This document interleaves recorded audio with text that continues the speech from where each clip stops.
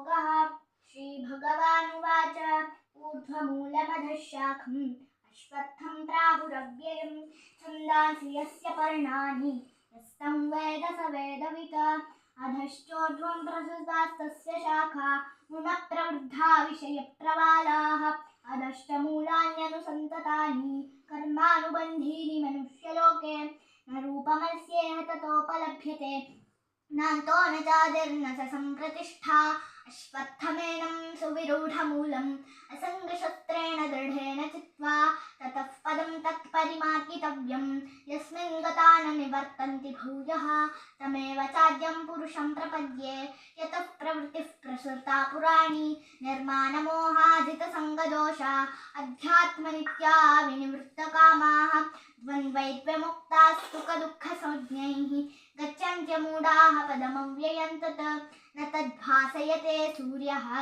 शशाङ्को न पावकः यद्गत्वा न निवर्तन्ते तद्धाम परमं मम ममैवांशो जीवलोके जीवभूतः सनातनः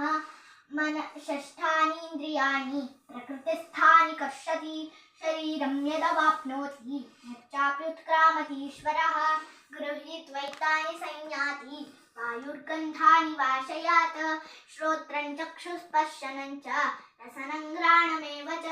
अधिष्ठाय नमश्चायं विषयानुपसेवते उत्क्रामन्तं स्थितं वापि भुञ्जानं वा गुणान्वितं विमूढानानुपश्यन्ति पश्यन्ति ज्ञानचक्षुषः यतन्तो योगिनश्चैनं पश्यन्त्यात्मन्यवस्थितं यतन्तोऽस्य कृतात्मानः नैनं पश्यन्त्यचेतसः यदादित्यगतं तेजः जगद्भासयमतेऽखिलं यश्चन्द्रमसि यच्चाग्नौ तत्तेजो विद्धि मामकं गामाविश्य च भूतानि धारयाम्यहमोजसा पुष्टानि चौषधः सर्वाः सोमो भूत्वा रसात्मकः अहं वैश्वानरो भूत्वा प्राणिनां देहमाश्रितः प्राणापानसमायुक्तः पचाम्यन्नं चतुर्विधं सर्वस्य चाहं हृदि सन्निविष्टः मत्तः स्मृतिज्ञानमपोहनं च वेद्यैः च सर्वैरहमेव वेद्यः वेदान्तकृद्वेदविदेह चाहं द्वानिमौ पुरुषौ लोके क्षरश्चाक्षर एव च क्षरः सर्वाणि भूतानि कूटस्थोऽक्षर उच्यते उत्तमः पुरुषस्त्वन्यः परमात्मेत्युदाहृतः यो लोकत्रयमाविश्य बिभर्तव्यय ईश्वरः यस्मात्क्षरमतीतोऽहम् अक्षरादपि चोत्तमः अतोऽस्मि लोके वेदे च प्रथितः पुरुषोत्तमः यो मामेवासम्मूढः जानाति पुरुषोत्तमं स सर्वविद् भजति मां सर्वभावेन भारत इति गुह्यतमं शास्त्रम् इदमुक्तं मया नघ एतद्बुद्ध्वा बुद्धिमान् स्यात् कृतकृत्यस्य भारत। ॐ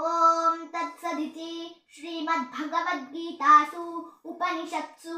ब्रह्मविद्यायां योगशास्त्रे श्रीकृष्णार्जुनसंवादे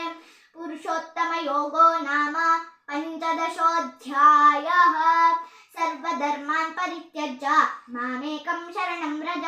अहं त्वा सर्वपापेभ्यः मोक्षयिष्यामि मा शुचः। ॐ तत्सत् श्रीकृष्णार्पणमस्तु।